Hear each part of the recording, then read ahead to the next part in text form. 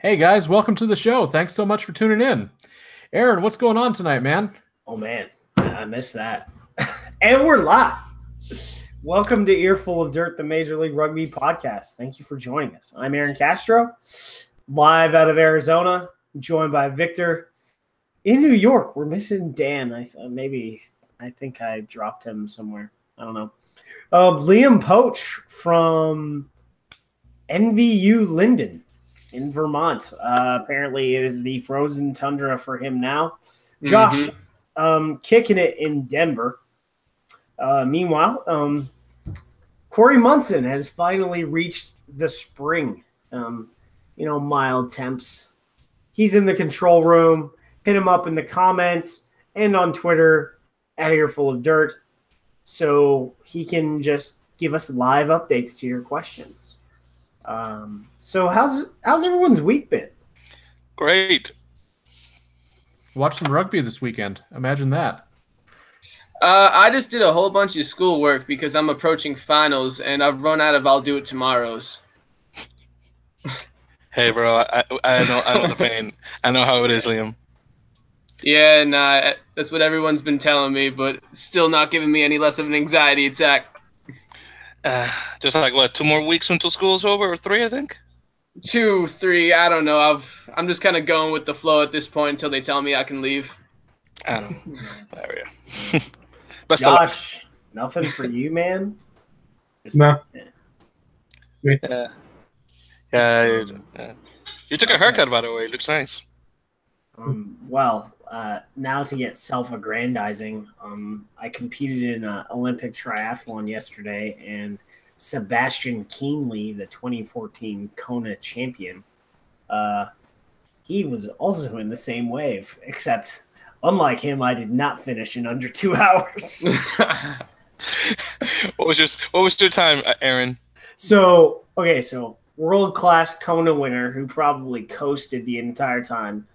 He completed it in an hour and 55 minutes. I actually set up a 10-minute PR with a 3:13, so I'm all right. Take it. No, probably better than I would have done.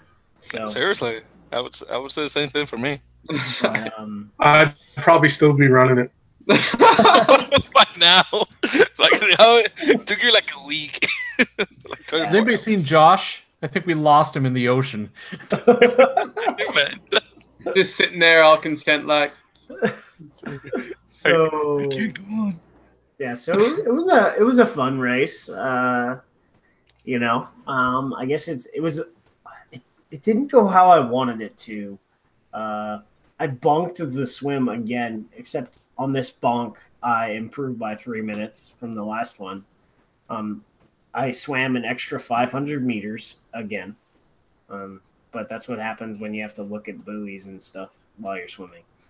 And then, cut off 6.5 minutes on my run. The thing that felt the best, which was the bike, I guess that was the real bunk because I only beat my last bike time by like 23 seconds.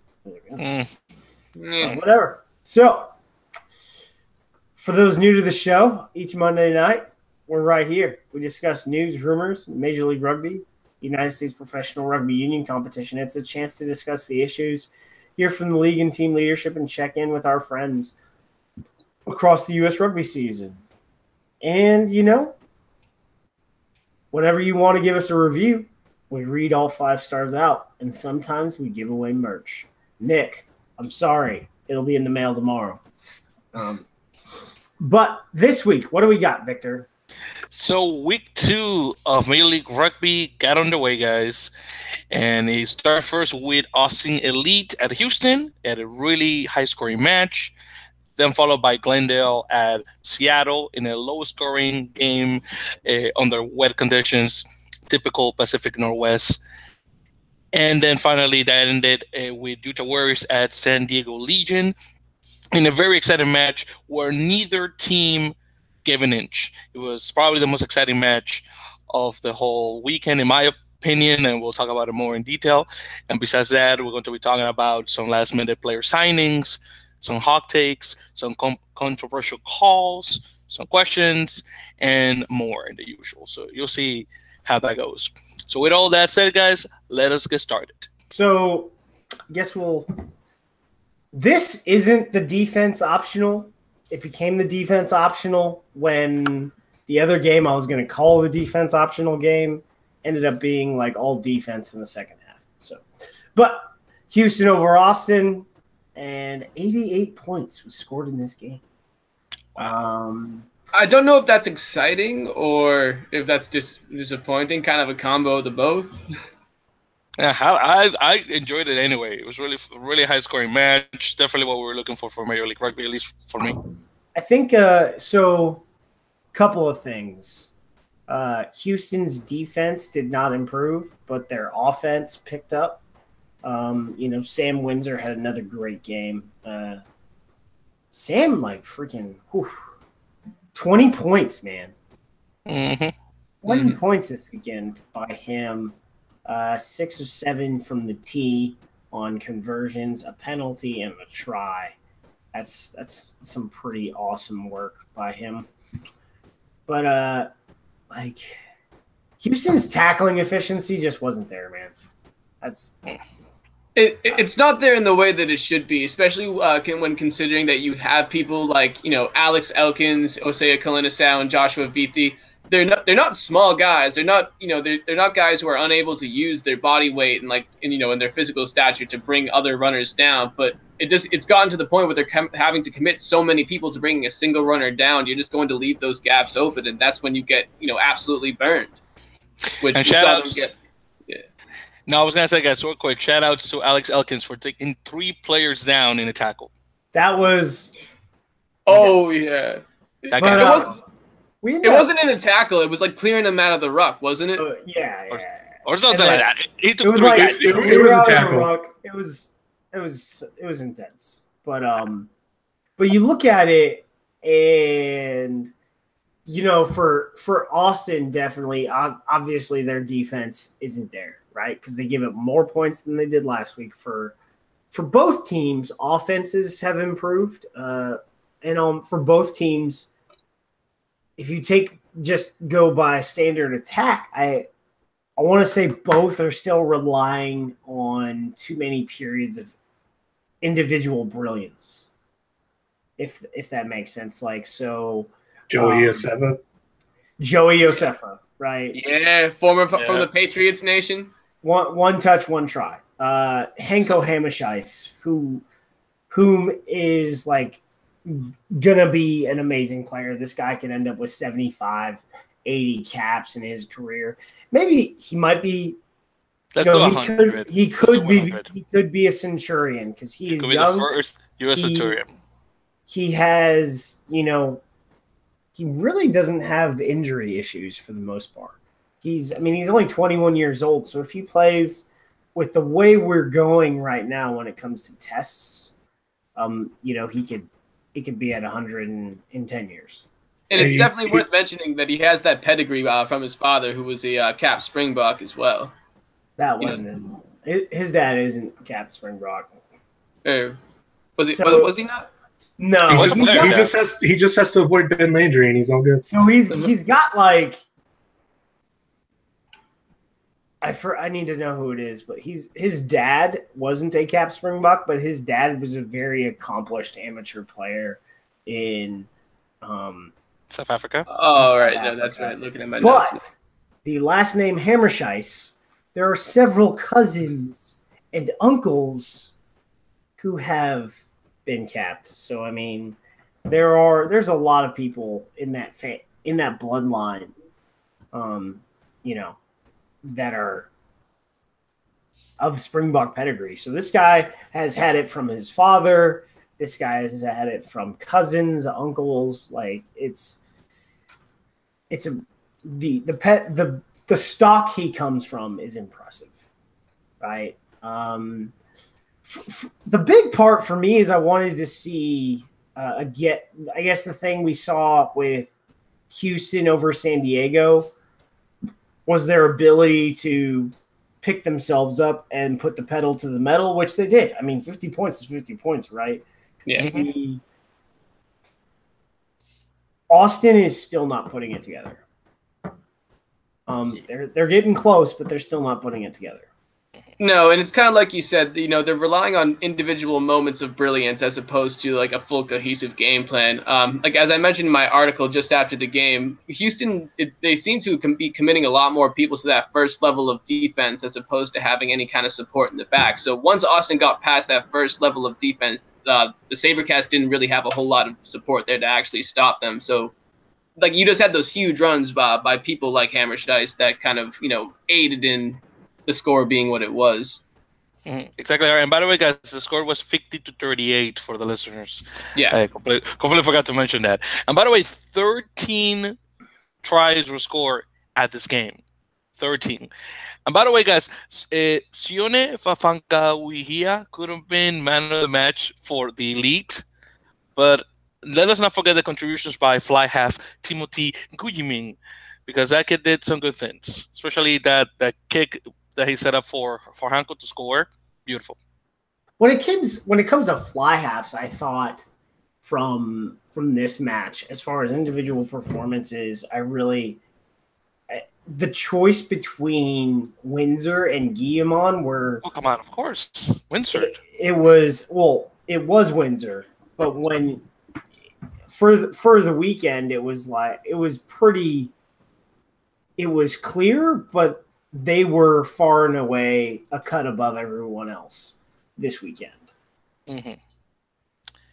Yeah. But seriously, that Joey Joseph try. Yeah, kudos to him. Again, first time he touches the ball, first time he scores. That was really cool.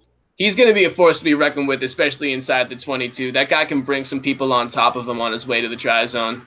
So you take him and you take Paul Lasike. So start one of them, and then the other one sits the whole second half, because then you've got a wrecking ball at 12 for the Eagles for 40 minutes straight. Like, it will be interesting. So, I liked America's Rugby Pod's tweet. Like, it's the "Let Them Fight" gif from Godzilla. I like that one. Let them fight. Let them fight. That collision when Utah and Houston play, that's gonna be yummy. That's right. But moving on to Glendale over Seattle. This one was interesting. So 3 suspensions. Well, no, the suspensions. So the 2 suspensions rendered, on Glendale shows that they sort of have depth issues. Then John Quill comes up unavailable. He ends up being, I guess, sick as a dog or something. Like, it was not fun. So then Zach Finolio moves on from the hooker position to start at 6, and the old man shows that he's still a really dynamic player. But like kind of like you said, old man, like that's not going to be a sustainable model, moving forward, especially if they keep on, losing guys to there's going to be an injury at some point down the road, and like Glendale's problem is, are they going to be able to adapt to that later in the season when the other teams are getting more experienced and they're getting a little bit more beat up? What's concerned me about that specifically, like the depth of their program, because you looked at them how the program is built, you would say that, they're going to be the deepest team in the MLR because they have 3 full men's sides with with Raptors professional, and then the Raptors D2 and D3. And this year you have the Merlins D1 and the Merlins D2 teams. But if anyone's paid attention to D1 club rugby this year, the Merlins went into the Red River Conference and did not really have a good time. They're in the playoffs. In the playoffs, in the Red River playoffs, not in the national playoffs. So still the playoffs. Everyone who wants to know, the Red River hosts like its own conference tournament. So Yeah, I mean, most of them do. They won enough games to make it to that end, but well, I mean, they beat up on the Huns like twice, and then I think they may have beat the Reds or something like that once. Well, yeah. So it's like the Reds and the Blacks, thing to lose. The real one that was interesting was Little Rock beating the Merlins. So just to look at the depth, it's really not as deep as I thought. They also have the U23 team too. Mhm. Well, the thing you also need to remember about Little Rock though is, the Merlins, they lost a whole lot of their elite talent to the professional side, whereas Little Rock, they have a lot more of that local, that their elite local talent, still playing with that team, and the roster is probably a little bit more consistent than what you're seeing over with the Merlins. But I mean, the point remains the same as like the U23 team. It's like the guys who were gonna make it this year have already made it. See Mika Cruz, right? Yeah. 19 years old and crushing it. So, so far I would say it's a concern. Yeah. So, Yeah. but let's look at this match though. We were talking about MLR, weren't we? Yeah, I think we were. So Technically. Finolio does a really good job at 6. Like a better hooker though. Like it was pretty impressive, really, to see what he was able to do. Put the ball down and chase it down instead of it touched it down for a try, which that one could have been the thing that was the catalyst for the victory. But really, this was all defense. Mm-hmm. That's right. Especially with those horrible wet conditions again in the Pacific Northwest. But I mean, overall, guys, this was a cracker of a game because it was the team that made the less errors, because obviously I'm sure that ball was like a bar of soap after it started raining in the second half, was going to take the win. So it's what it is. So, the players of English or British stock were probably in their elements. Like, oh, wow, it's just like back home in the British Isles. But I mean, the Raptors just barely passed the Seawolves, and it was mostly really because of Will McGee. And his boot is the thing that really got them into a winning score. So, I mean, of course, kind of forget about the tries by Cy Fenoyo and Harley Davidson, but it was really McGee that. Well, I don't know. Will did not have a good game. The two and he missed kicks, of course. Will did not have a good game. I mean, the conditions of that game definitely are going to be a factor in that. It's all things considered. So two people that that were really important last week that really didn't have good games were Will McGee. I don't think he had that good of a game. He had a good enough of a game, right? Yeah. But the person who's pissed, I know is pissed off, because I was told he was pissed off, is Phil Mack. Phil Mack was an animal last week and just, I don't know what it was. He just didn't have it. He was sluggish this week, and I think that really contributed to like the end result. Is I felt like as a whole, this whole Seattle squad just was kind of like moving through jello, towards the second half, when you just felt like a comeback was just one or two phases away, but kind of every time it seemed like a score was imminent, something that would just kind of fall off with them, whether it be a handling penalty or just, I don't know, some sort of weird turnover. But yeah, like I said, never felt like it was Seattle's game that they were losing, but it never felt like they were actually going to come back at certain points. But the commentator said there was like Phil Mack playing slow ball. I'm like, he wasn't playing slow ball as much as he was slow. You know what I'm saying? Well, yeah, and like that's kind of what I observed. I just didn't feel like – I felt like he was moving at an odd pace. That's how everybody feels when they're watching something on TV. It's run faster, but, it was that feeling, I guess you can say. There was a lot of – so you look at this game and the way it started to play out, I thought Seattle was going to be able to take care of business with their scrummaging, because they were winning at the point of attack. pretty much until Tim Metcher came off and John Hayden went in. And I think that was a significant drop-off in performance that was a bit unexpected because John Hayden is, before this point, is a really good prop. And then it just sort of, the platform sort of collapsed for them in the second half. I want to go back and see how many scrums Seattle actually won because I think Glendale realized how good their scrum is and played quick ball. Well,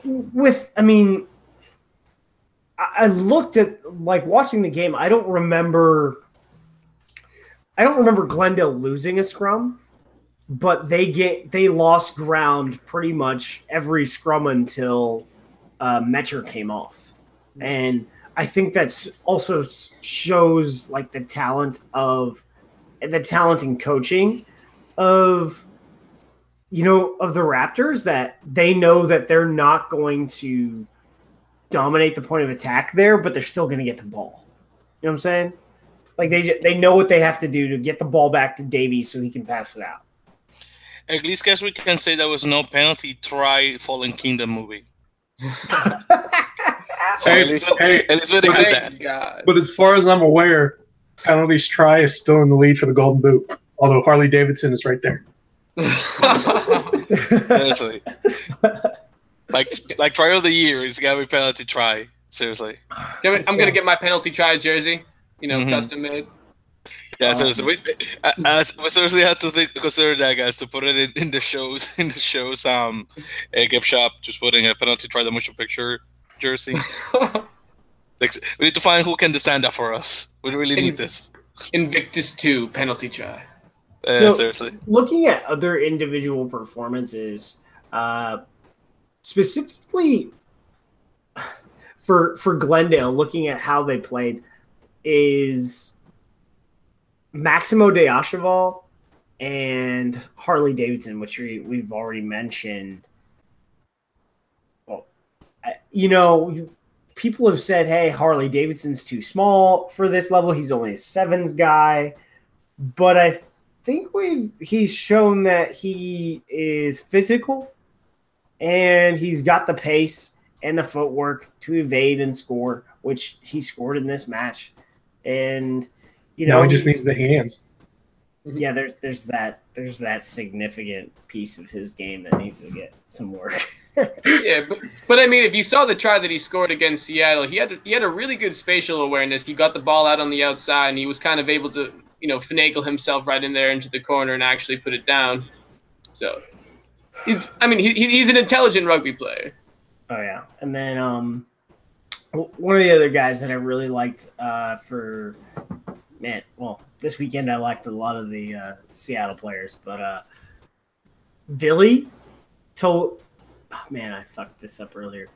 Tolutau and William Razaleka. Those two had some intense performances. Like in the midfield,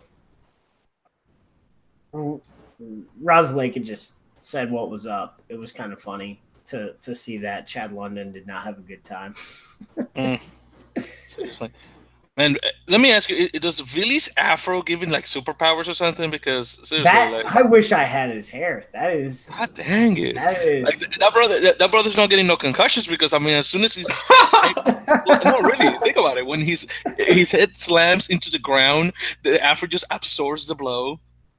It's incredible, really. Well, Falau Niua used to not wear a scrum cap, and I think his game was so much cooler when he ran around with his throw out, because it was just it was great. I like the look, you know what I'm saying? Mm-hmm. But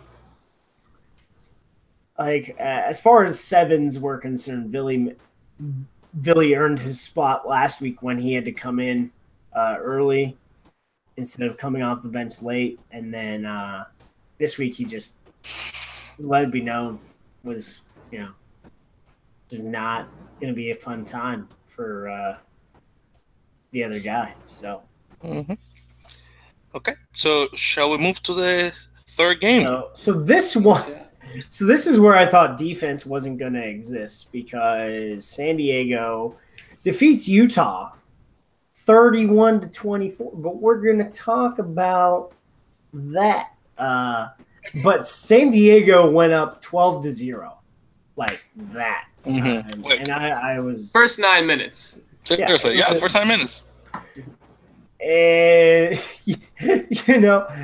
for a moment, I thought there was going to be 100 points scored in this game because there was no defense being played very early. No. And then Utah just came back out of nowhere and scored 14 points of their own. So it was like the first 10 minutes were all San Diego, and then a little bit later it was all Utah. It's because like we know both of these teams have people who can carry the ball, which is we saw in both of their preseasons and both of their in San Diego's debut game last week. With Utah you have people like Paul Lasike. Is that how you pronounce it, Lasike? Lasike, Paul Lasike. Is it along with John Sullivan? Then over with San Diego, obviously Ben Sema, Cam Dolan, who I don't believe Cam Dolan played this week. Did he? Yeah, he did. No, he did. Yeah, no, it's Mikey Te'o that I'm thinking of, just because. Yeah, he didn't play. Yeah. He was out. Yeah, but Mikey Te'o is another name you have to consider. It's these people who can do great things with the ball in space, but you're not exactly, associating their name with being a great defenseman. Good point. But so two players that I guess were rumored to go to Glasgow played in this game. From what I understand, both Sialsi and Tavita Tamalau were in talks with the Utah Warriors. But at some point in February, CC ended up just stopped talking to the Warriors, and I guess he started talking to the Legion, and this is what we have: cousins playing for different teams. After a season playing together in Narbonne. So it was good to see these guys playing high level rugby here, and I think their presence will be a great addition to these teams. But when people talk about the additions to San Diego, we're sort of wondering what they have up front that is going to be the kryptonite. Can Sialsi not look like he's going to kill himself in the scrum? I don't know, man. Maybe. And by the way, there was that one scrum where he dropped his head to the ground. Like, it was really weird. I don't really know what's going on there. I'm between Sialsi and Tavita / David. Who do you guys think play better? Sialsi. Yeah, I agree. He had more time. I don't know what was up with Tamalau. I think Tamalau was used to playing like a lot more. Yeah, exactly, because when he was down with Narbonne down in Pro D2, he was playing a lot more than Mahoney. So he was usually starting at 8 or starting at lock and sort of, he had some of the most minutes of an American player this year. Exactly, down in Pro D2. Between him and Eric Fry, between the two of them, to play the most in Pro D2 of the Americans, so that was so really, at the end of the day, like their season, like CC's and Tavita's season, when MLR is finally over, will have been very long. Seriously. Dang, it'll been almost like a year. So, controversy. Yes, please, guys. Let's talk about that. Oh, this is my favorite part I've been looking forward to. Controversy is definitely afoot in the cut. Can we hold on? So before we get going, can we agree to call this? Can we agree to call this Tri-Gate? Because we know if something is a controversy, it has to have gate at the end. Otherwise, it's not a controversy. Exactly. Yeah. So unless it has a suffix gate, Tri-Gate. I like it. So I couldn't think of one. I'm like, but the foot into touch is just too long. Yeah, exactly. Foot touch gate. Yeah. Blind ref gate. Okay, so for those of you listening that do not know what we're talking about, there was this one particular try, I think in the 40th or so minutes, I think it was. End of the first half. Exactly, that's right. Thank you, Josh. By Devin Short. where there were two players, again, two Utah Warrior players, pushing him out to get him into touch. He put the ball down. His foot was in touch, but the touch referee did not saw that. He did not set the ball down in. Yeah, he did. Well, okay, No, he did. He hit the pylon. He hit the pylon. I know what Chris Asmus. According to the AR, I know what Chris Asmus said. All right, I know Chris. You did it. I'm sorry. I respect you as the top ranked. Yeah, we talked about that last week. We top ranked ref in North America, but you missed this one. Yeah, all right, absolutely. It's okay. We're human. It's okay. We're human. We make mistakes. Yeah. His foot was out, and he hit the pylon before he set the ball down. That's exactly right. And again, if we had a television match official, this would have not happened. I'm just gonna say it. Was it TMO? It wouldn't happen. So, was it purely just a money issue that MLR, wasn't able to invest in, TMOs for every game? I don't know. Well, hold on. Let's go back to the TMO thing. Would they have actually had the angle to catch that? Because we had somebody else take that photo. It didn't come from the MLR broadcast. So what comes with TMO, you are required to have a lot more live camera angles in order to assess certain things. So I don't know. I think they're running 5 camera productions, maybe 7, but I think you need – I think it's like a 10 camera production. I need to look. I'm not sure. Don't quote me. I think it's like a 10 camera production run and some other like small cameras, like how in the NFL you have pylon cameras and stuff like that that go into running TMO stuff. But let me ask, doesn't it Infinity Park have TMO capabilities? Yes. Technically, yes. And so does Zion's. Starfire. So. Oh, Starfire. Okay. No, the TMO has nothing to do with a replay screen, by the way. Because the television. But I'm assuming, considering Starfire houses a professional soccer team. So Starfire used to house the whatever the Sounders call their their USL Seattle Sounders too. That's what it's called. Yeah, but Sounders too, which they don't play there anymore because they have their own facility that they built. Oh, but why they don't take the stupid lines of that field in Starfire already?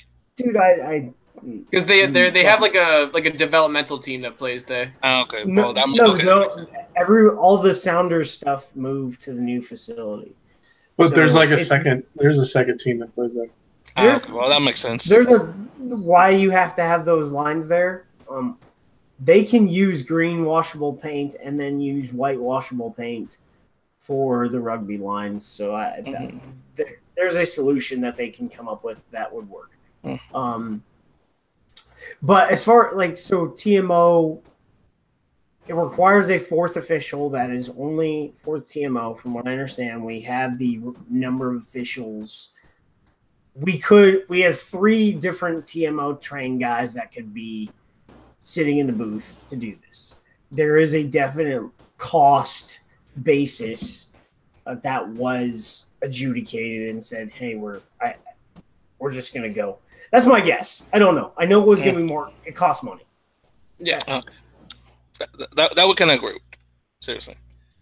My goodness. By the way, again, another shout out. Shout out to Ryan Matias and that beautiful try that he scored after Tash Leader kicked that kick ahead. That was also really nice.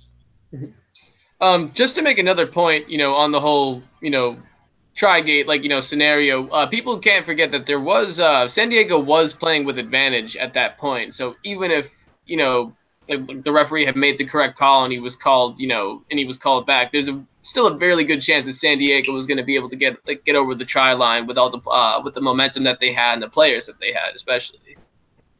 So it would have happened anyway. In other words, yeah, you're right. They were playing, and it would have taken more time off the clock. Kurt Morath had already missed 2 conversions at that point in the game, so yeah. I don't know. Okay, I think we're done with that one, right? So, looking into some individuals that played really well. Nate Augsburger. Mm-hmm.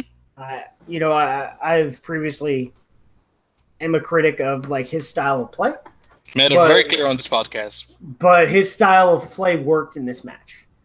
His athletic abilities led to, so many quick carries off the ruck, and the tempo was dictated against Utah, which put them on the back foot most of the game.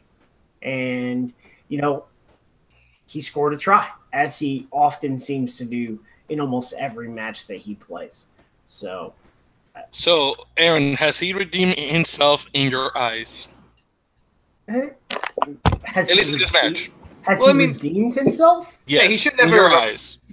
He shouldn't have ever lost face, like, in your eyes. You're not a fan of his style, I'm not a fan of his style. I mean, we always put Nate under Sean, so has he redeemed himself a little bit? Core competencies of a scrum half still need some work on this match. But at his abilities to win a game, he can do some things out there. Like, within his skill set, I understand why he's gotten so many starts at 9. Okay, just win, baby. Because winning matters, right? So, of course, I don't. He played well. He was one of the best players on the pitch last night. So I think with the environment that he's going to be in, the core competencies of a scrum half are going to improve significantly for him, because he's just not going to have to work a 9 to 5 for the most part, from what I can see so far. Exactly. He doesn't have to work in Columbia University's campus anymore like it was when he was in all the. I'm pretty sure he was one of the janitors or something. But then you have 2 players that we talked about. Devin Short, man, that guy's going to be special. Yeah, man, he's only 19 or something like that. Exactly.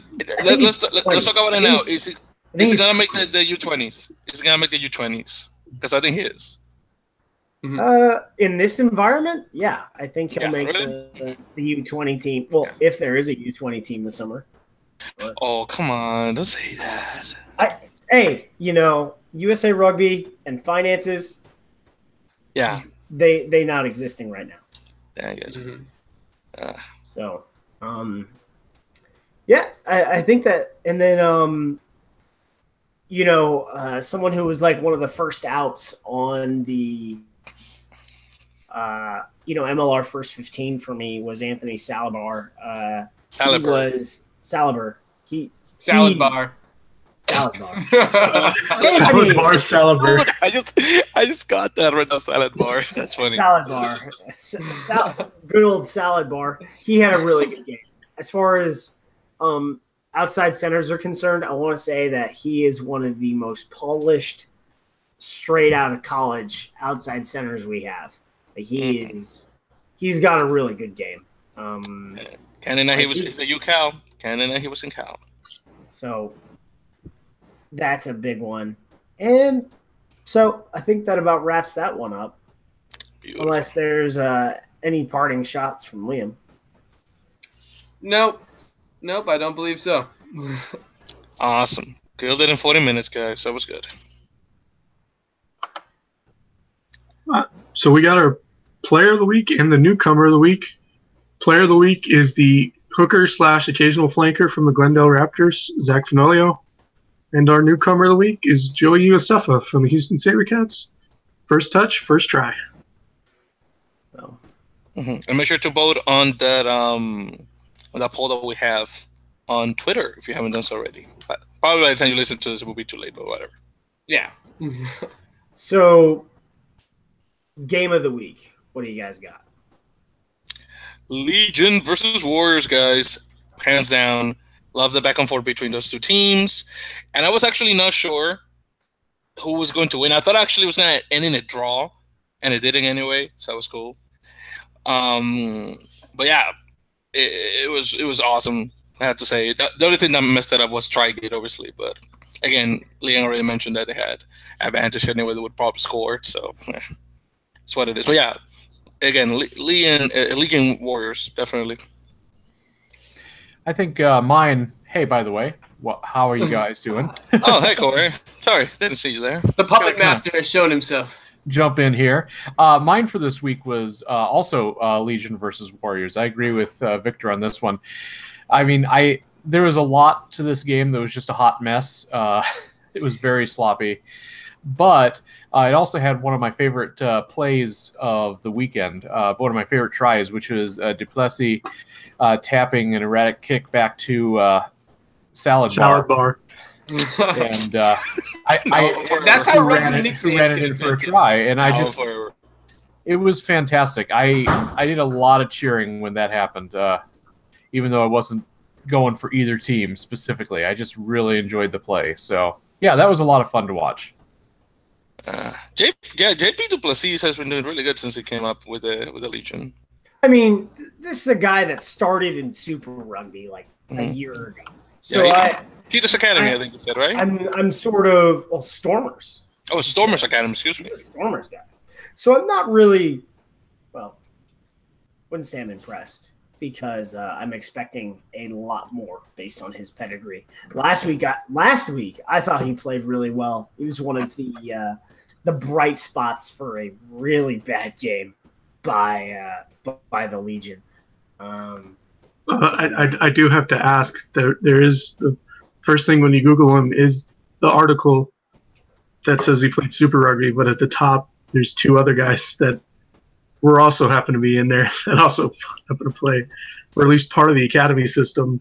And then there was another JP Duplessis that was at the Singapore Sevens tournament too. So which one is it? I'm pretty sure it's the Stormers guy.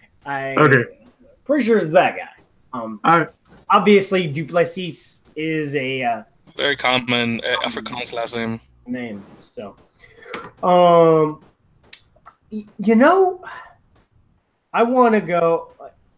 Great for the Legion to bounce back. They were selected, by MLR as the team of the week because of the bounce back. But the game of the week for me was just the grudge match of Glendale versus Seattle. I want to say it was the highest, even though it was a sloppy game because of the weather. I want to say it was the highest quality match of the weekend. Why was it a grudge match? Why was it a grudge match? You had the upstart Seattle Seawolves going up against, the number one contender, the de facto, the MRC champion, Major Rugby Championship champion, which was the MLR,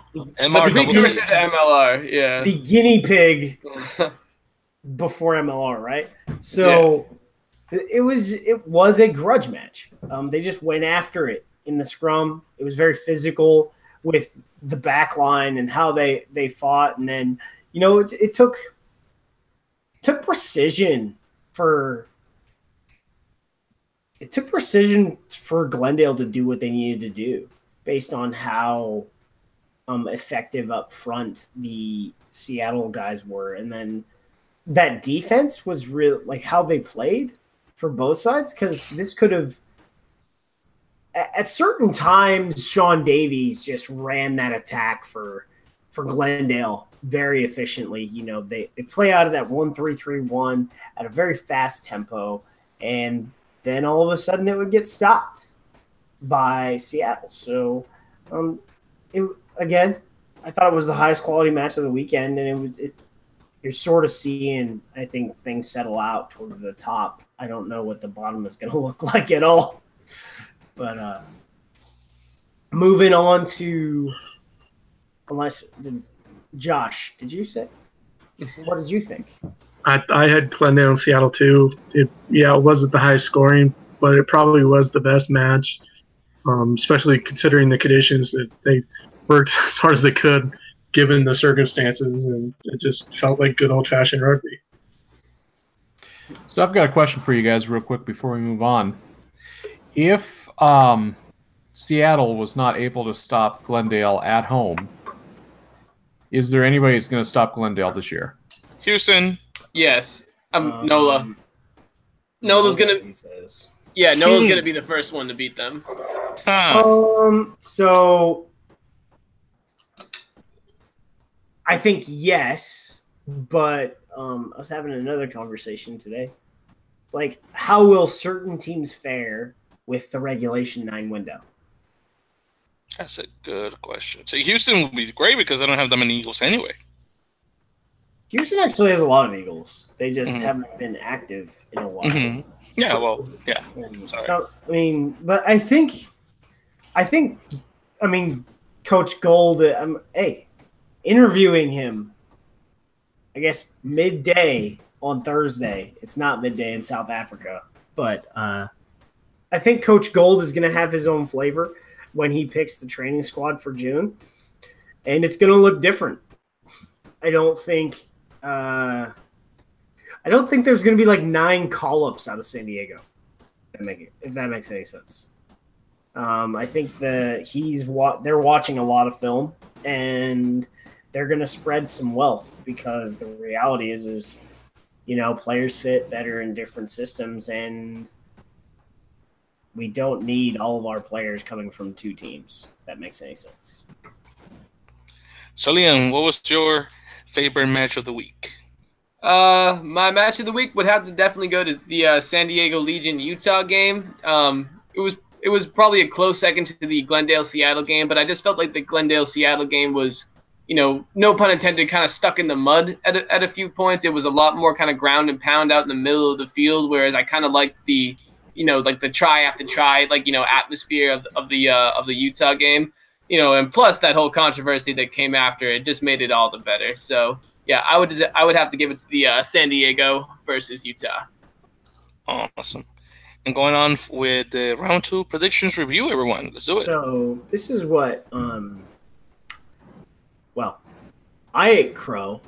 I think the only person not to eat crow, Victor, was Victor. Oh, cool. I happy to hear that I did not eat a crow. That's not because I don't want to. I'm sure crow meat is delicious if you cook it just well. I'm sure it could.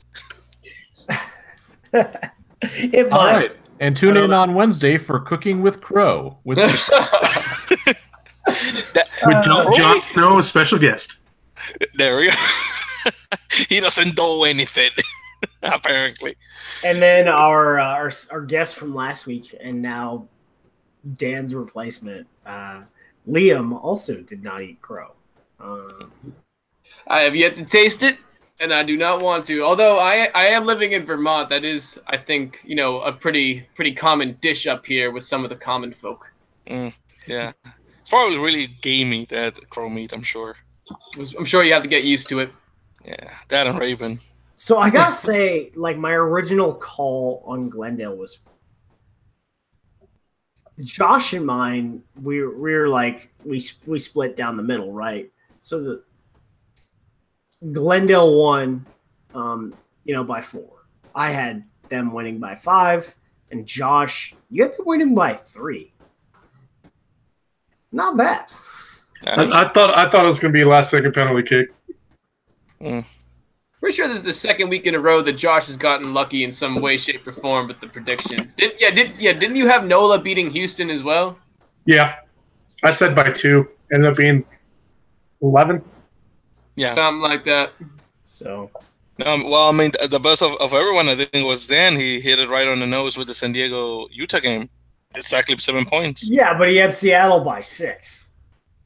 Yeah, that's true. So, moving on, we did as a group. We did better than last week. We are now, as a group, we are now 3-3. That's all right. So moving on to week 3. For all those that want to know, week 3 is on Thursday, Friday, and Saturday. It is not 2 games on Saturday and 1 game on Sunday. So, you get to go right into the weekend real nice with some Thursday night rugby action. Thursday night rugby. Can't wait to hear that then. Dan Power, welcome to Thursday night rugby. Thursday. This is Joe Buck because they couldn't stand me in the NFL anymore. I can't wait to that on Monday. No, the Monday night rugby. I want to hear that one too. One of these days. Monday. So, first match, NOLA at Austin. I've got New Orleans Gold -12. Josh, what do you got? Where you at? Hold on. Got to unmute the mic. I got NOLA -15. I'm coming in with a home win for Austin. I'm going to say they win by 7. Oh, wow. Nice. Okay. All Yeah, right. I'll go safe, NOLA, and I'll go by 12. So I'll say, 12 is good. I think I'll say a converted try and an unconverted try. So let's make it like that. I'm gonna go NOLA -20. I don't think Austin. Yep. Hey, you know what? At this point in the season, I think that's a total possibility. I don't think Austin has the defense to completely quell this team that ended up beating Houston to everybody's surprise. So I'm pretty confident NOLA with NOLA -20. Hey, it should all be good as long as Austin's bus doesn't break down again. The fire alarm went off in their hotel, up in Glendale. Yeah, that was some bullshit. So people have been throwing monkeys into the engine of Austin right now. As long as no one poops on the pitch the day before, we're good since it's at home. Is that a problem where you come from? Is that a thing in Arizona? Teenagers pooping on the pitch again. You mind that? Just got to keep the dogs off the pitch. Yeah, that's what I said.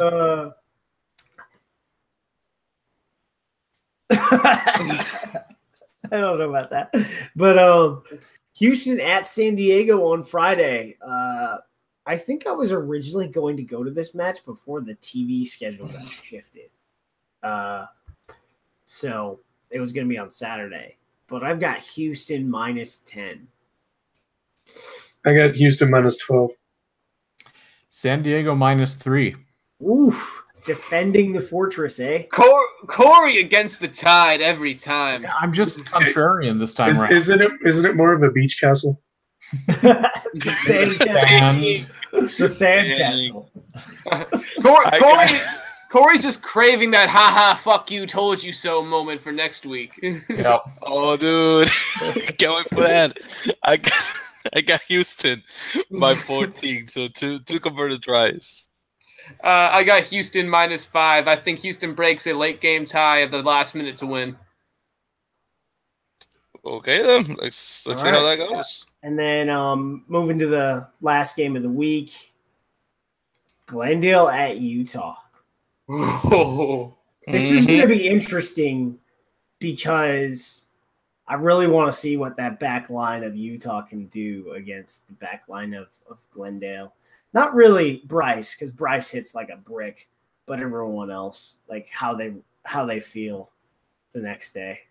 It's going to be interesting to see that, how Whippy and Lasike work against that Glendale backline as well. You got both guys who are pretty versatile in space, but you got Lasike who can actually absolutely just hammer it up the freaking middle. So, so we've talked about we've talked a lot about collisions of Lasike versus whomever.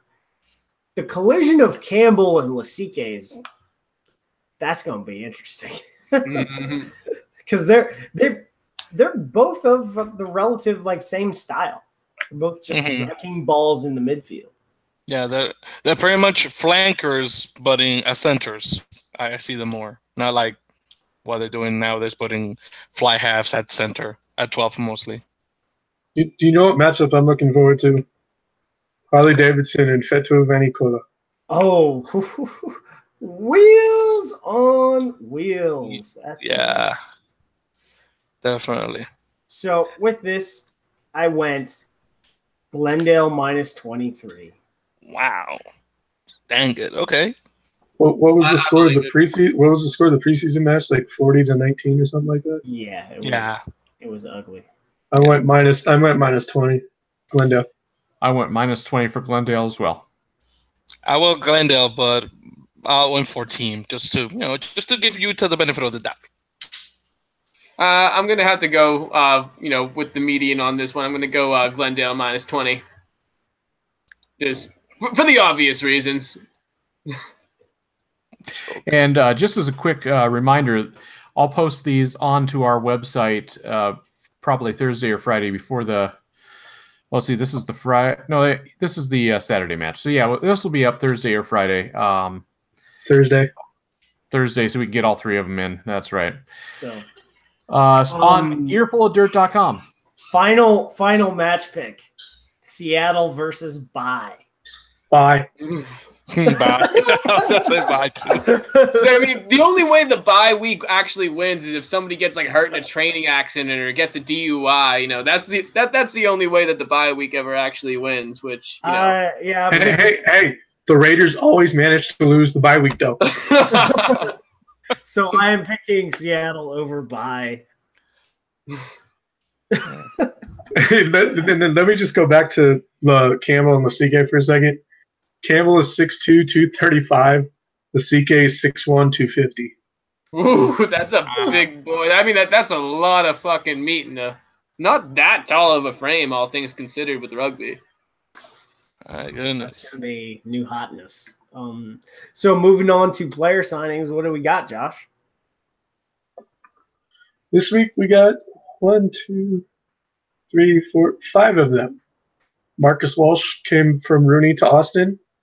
Joey Iosefa for the SaberCats. Andre Jim Kim Cochlear to Seattle. Tony Lamborn to San Diego. And Siyosi Mahoney to San Diego as well.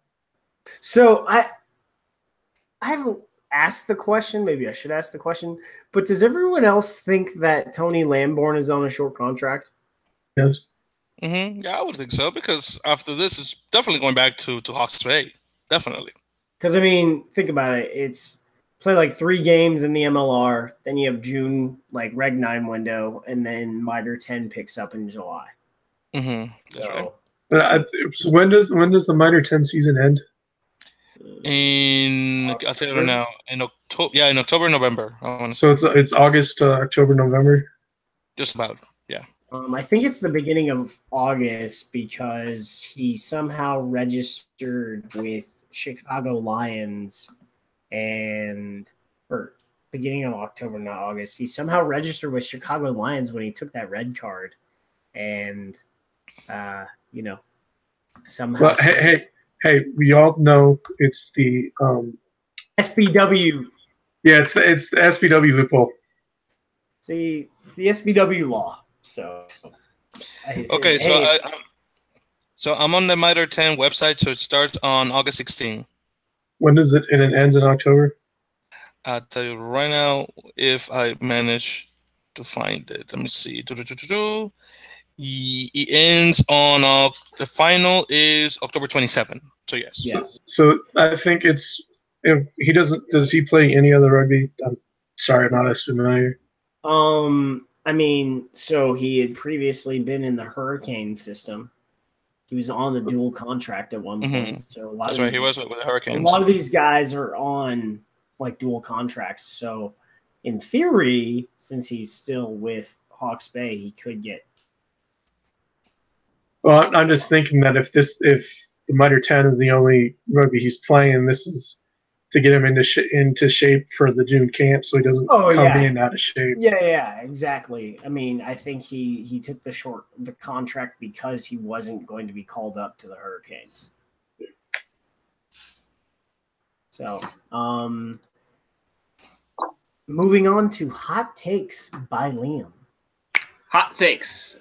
All right. Well, so usually Dan does the tweet of the week, but since I'm taking his place and this is about me right now, I thought I would do my own thing. So I'm gonna give you guys some hot takes. I'm just gonna give you stuff that mainly kind of coming out of my ass on this one, but we're gonna see what's the validity of this statement. So first hot take: is kind of concerning the suspensions of Connor Cook and Ben Landry. This hot take is that there will be at least 2 more suspensions before this MLR season is over. Considering Cook and Landry's suspensions were definitely the results of it's like a warning to the rest of the league that we will impose discipline, and I think that's going to continue, especially in this inaugural season. Only 2? At least 2. At the bare minimum. I don't think this was just. I think an occurrence just to set an example. I think this is going to. So interesting question on that. Trueville, was that a red? Because he got a yellow. No. I don't think so. There just really wasn't any intention in it. Like he put his shoulder down at the wrong moment. Like in the ball carrier kind of was pushed into it by another one of Trueville's teammates. There just really wasn't any malice in it. Like I don't want to imply that there was any malice in Landry or Cook's suspensions, but it was just a different level of violence. I don't even want to say violence. It was just a different level of penalty of an infraction. Yeah. Rugby is controlled violence. Oh yeah, it is. Or as they say, elegant violence. Mm-hmm. I like that. So the original suspension length for those was 6 matches, but it was reduced at the judicial hearing based on testimony and intent, I guess, like contrition. That would have been freaking crazy if it was 6 games. I wouldn't have agreed with that whatsoever. Yeah, because that's a whole league pretty much. Yeah, they would have had 1 more game and then playoffs. Well, that would have put them out. I think that would have put them out of, or at least Landry out of at least the first week of the June Test series against Russia. So, so these are USA Rugby suspensions or just MLR? No, suspension. So the way these work, at least in rugby in general, is that the suspensions carry with all the way to the top. So this is where we ran into the Sonny Bill Williams rule, because people are registered on multiple levels in New Zealand. You're registered for the All Blacks, your Super Rugby side, then a Mitre 10 side, and then an amateur club. Mm-hmm. Which is, I guess, I went up in the Harlan Championship. Which is how you get away with BS. So, It is. So the way I figure it is like suspensions need to be served at the level or the level above they were awarded at. So if you get them in the MLR, however many weeks it takes to come up with 3 fixtures, right? And for Glendale, it happens to be 3 weeks. If you get them at the national team level, though, you have to go down because there's nothing higher than that, right? So you go down to MLR level in which they're served at. You can't go from professional to amateur, and like you just shouldn't be able to play. That's my opinion. Oh, that ruined my idea because when does Glendale when is the Red River Conference Friday and Sunday? Yeah, like this week. It was like if you put Landry and Cook on Friday and sign them up on Saturday. Yeah, no, that wouldn't be fair, especially if you're another Red River team. I would be pretty pissed. Well, they're not playing. No, you would just count it towards the suspension, which is BS. But whatever. Next hot take. Next hot take is Glendale will go undefeated. That is until their match against NOLA on June 3rd. So just to let you guys know, Glendale's upcoming opponents next week is at Utah. Week after that is versus San Diego. Then after that they have a bye. The week after that they have a bye. And then after that is their game against NOLA. So 2 byes and then their game against NOLA. And they get through Utah and San Diego before they taste their first loss of the season. What do you guys think? I think that's just plain crazy. You're telling me that they're going to come off 2 bye weeks and lose, fully rested, fully stiff legs. Stiff legs. I mean, that'll take 30 seconds to work out. No, it's not going to happen. I think at this point, I'm kind of thinking Glendale's going to run the table. I don't see anybody knocking them off. Except for the Sabercats. Hopefully. So next, I'm putting my eggs in that one basket. Next hot take. This is a good one though. All right. Of the current top 4 people in the standings, which is Glendale, Seattle, NOLA, and Houston, one of them will not make the playoffs. Who do you guys think it's going to be? Or do you guys think they're all going to make the playoffs? Glendale definitely. Again, Houston definitely. I'm flip-flopping between Seattle and NOLA, but I think I may give it to Seattle. So I said NOLA. Of those 4, probably won't make it. The question I have with Seattle. That would be funny for Houston. The question I have with Seattle is how many of their players get called up in June for Canada? For Canada. For Canada, for USA, because if it's a lot, they're not making the playoffs. Yeah, Ray Barkwell right off the bat. It's a huge presence right in the middle of the scrum. Mm-hmm. Barkwell, Mac, who else? No, I mean, I don't think George Barton. Yeah, I don't think that Canada will take Phil Mack. I was surprised. He's the starter. Come on now. Okay. Have you seen the other 9s that play behind him? Well, I mean, Gordon McGrory is and I don't. Who else is besides Gordon McGrory scoring half for Canada? That's it. It's literally the only 2 of them that I know. Exactly. Phil Mack and Gordon McGrory. That's it. So, I really wonder. I don't know. And that's it for hot takes. So moving on to views, news, and abuse. So shout out to the Seattle Seawolves. They responded to fan requests and they made a bunch of changes this weekend. They brought in more food trucks. They brought in more beer stations, and they brought in more merch. And more porta potties. Let's not forget that. More Johns, more porta Johns. Yeah, which Rugby United New York could have stood to do during their game against Mystic. What are you talking about, bro? They got like 6. What are you talking about? 6 for 2,000 people. Yeah, well, that's true. So you look at what they did. I was sent a picture, or maybe it was posted on Twitter by Tony Ridnell. If it was him or somebody else, but showed the picture showed the line for merchandise. I think 90 minutes before the game, it was like 200 deep. This is no joke, right? Seattle might be becoming like the next hotbed of rugby, after SoCal. I guess you could say. So the topic of the draft keeps coming up. A while ago on the show, we had a pretty in-depth discussion after the San Diego Legion press conference where Dean Howes had to say, like, he was asked if there was going to be a draft, and he said yes, there would be a draft. What it looks like, we don't really know, and then we discussed what we wanted it to look like, etc. And then it came up again, which was kind of weird because I think we discussed it. It was like 150 comment topic on the Reddit boards. People feel really, really strongly, like, one way or the other.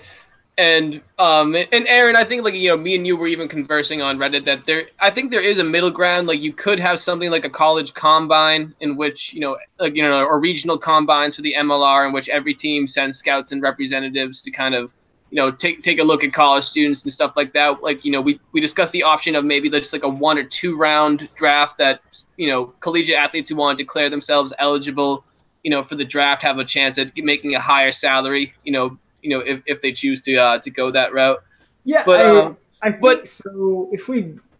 If there was a draft, just a pure draft for new talent into the MLR, I don't think you can go past 2 rounds. No. However, if anyone wants to go back to the podcast I had with Matt Hawkins, it gets very complicated because every team is going to have their own academy. And some of those players are going to want to go to a college that is away from their academy, right? So some players are going to want to go to Cal and play for Jack Clark. So if that player decides to enter, like say there's a hybrid draft, if that player decides to enter the draft instead of returning to San Diego per se, does San Diego get cash compensation for the development of that player through their academy system and stuff like that? There's a lot of moving pieces, but the biggest thing for me is the model has been Cal, right? How many schools are funded like Cal? 4, Not many. Lindenwood. 4 or 5 total. Definitely not my school. How many schools fit that like daily training environment varsity concept model? 8, and I think 4 others that are trying to get there. But for the most part, I would say the top 20 in D1A don't have, like, the funding levels are just variable, and the type of coaching they have is variable. Not everyone has a full-time coach. Not every full-time coach is compensated well. Stuff like that. So it gets complicated because there needs to be significant investment on the collegiate rugby side for a draft to work. So what you're saying, Aaron, is that we're not there yet. Exactly. No, and I think a level of consensus was kind of reached that, if there is going to be a draft for the MLR, this is a 2020 and beyond sort of scenario, because I feel like 2018 and 2019 are really just the foundational years in terms of building the infrastructure of the league, the logistics of the league. I think, the draft is going to add a whole other element, into that salad. And right now we're just kind of perfecting the recipe on this one. Into that salad bar? Yeah. I am really craving some lettuce. Potatoes. Anthony's going to hate us. All right. So, no comments really on this one. MLR will be posting all matches on YouTube by the middle of the week. So either Tuesday or Wednesday of every week, you will get, at least for this season, matches on delay internationally.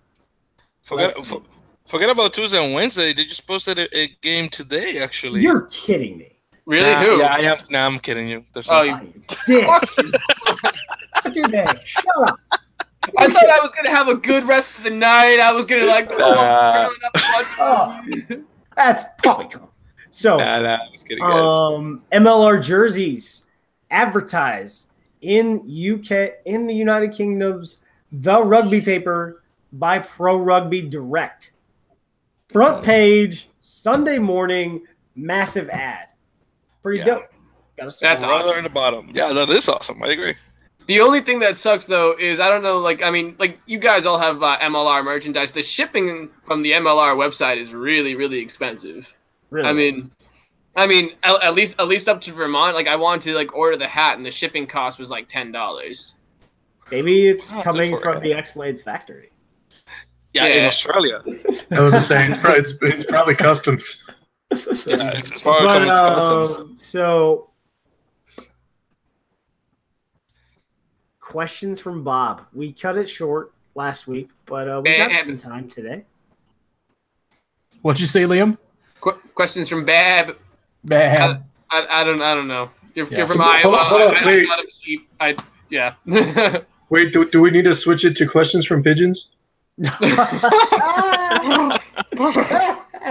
Cool. Tune in next week for Animal Sounds Radio.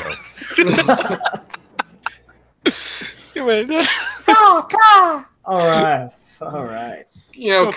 Coming from Boston, I have a lot of negative opinions of pigeons. Just tell me as a New Yorker. Hey, man, if the gun laws were decent, you could shoot them.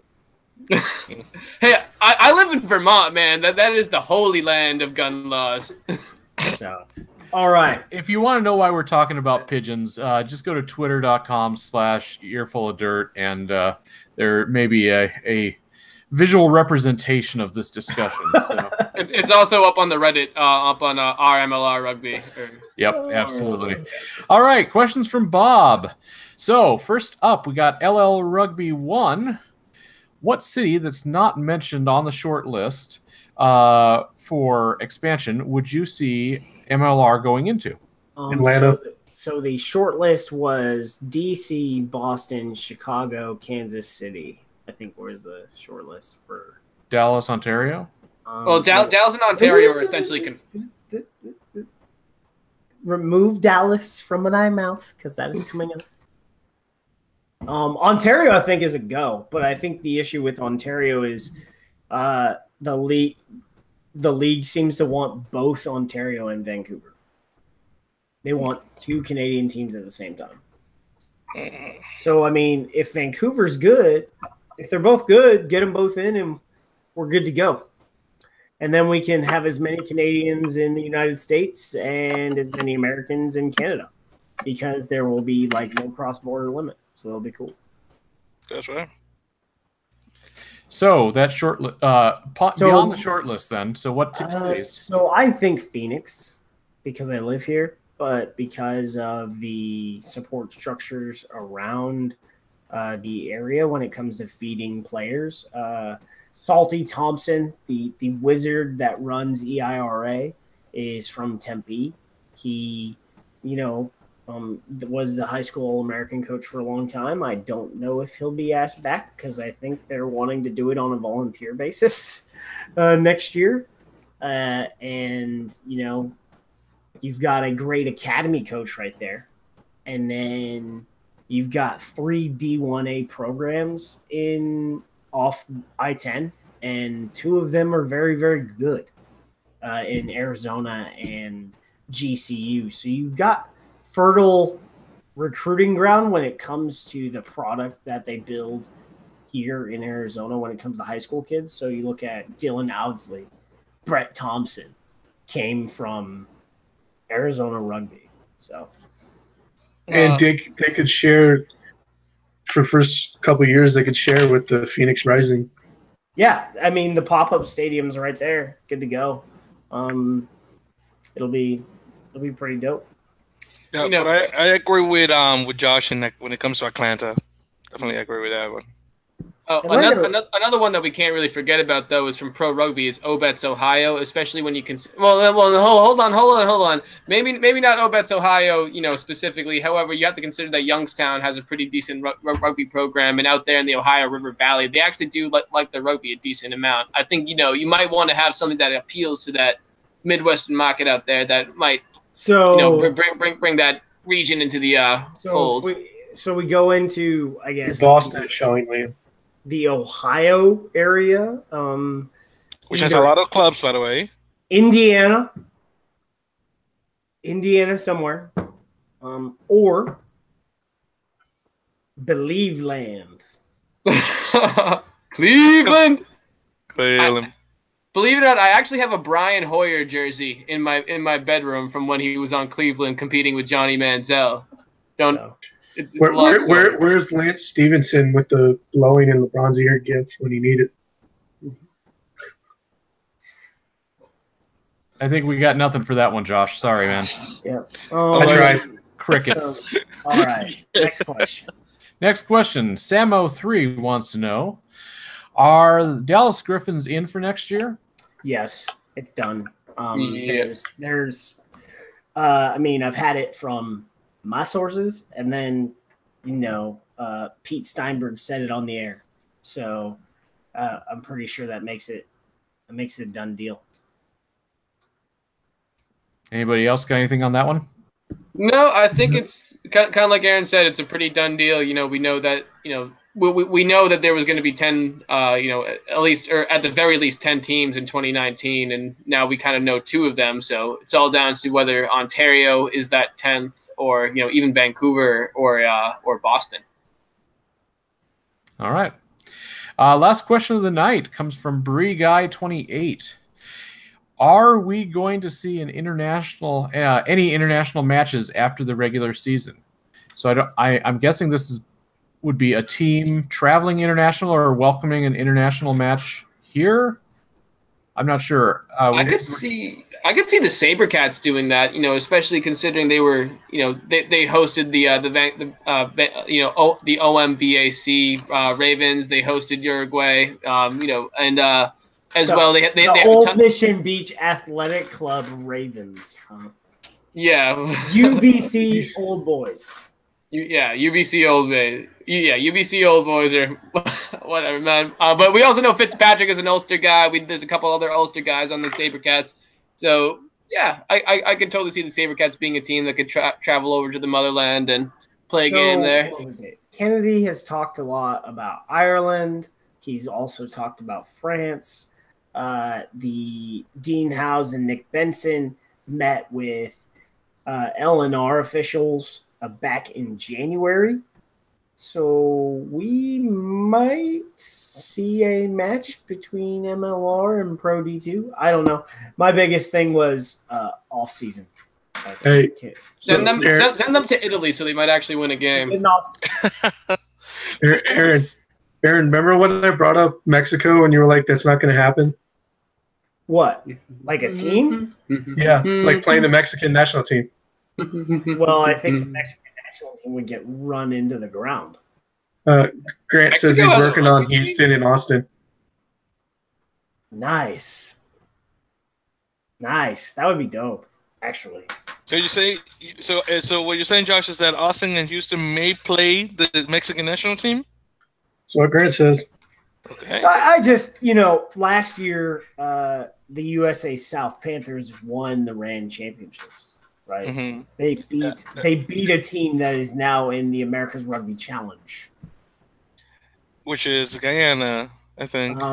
They beat Guyana too. So Guyana and Guyana. Depends on where you're from. Right? Oh, I'm sorry. My Guyanese friends say Guyana. Well, so Guyane Français, mis hermanos. Okay. So I mean, it depends on your accent. So Guyana. Okay. Or your language. Okay, so Guyana, USA South Panthers beat Guyana and Mexico last year in the RAN championships. So I guess the question would be are the SaberCats better than USA South? And the answer is yes. So then think about what that scoreline is going to be like. Just saying. Seriously. I cannot wait for one of those guys from the Mexican national team to make it to MLR. They have some one of them plays in Boston. Yeah, damn it. Marcos Fleckman, the Mexican Jewish guy. That's the only reason why I know him. He's Mexican and Jewish.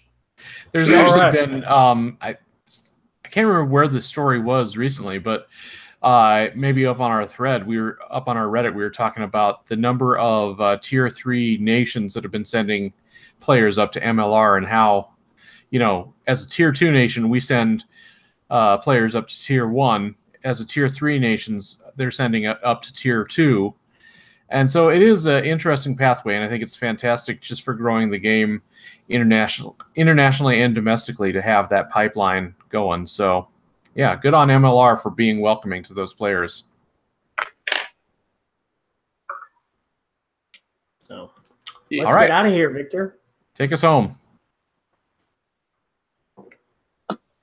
I thought Victor just dipped. Oh, did he? Oh, he's dead. Oh, did we lose them all? Victor's frozen again. I'm back. Right. I'm gonna get out. Let's get out of here since Victor is. So subscribe to the channel, YouTube, Earful of Dirt podcast. Like us on Facebook at Earful of Dirt. Same on Twitter and Instagram. Check out our. It's not our brand new website now, but check out our website, earfulofdirt.com. Podcasts, iTunes, Acast, Google Play, Stitcher, Player FM. Leave us a review, 5 stars. Your name gets out there, and you get some type of merch. Call us, leave a message, 720-600-2679. And maybe even call us while we're on. You can join our live broadcast, 10 p.m. Eastern, 7 p.m. Pacific time. Thank you for listening. See you next week. Adios. See ya.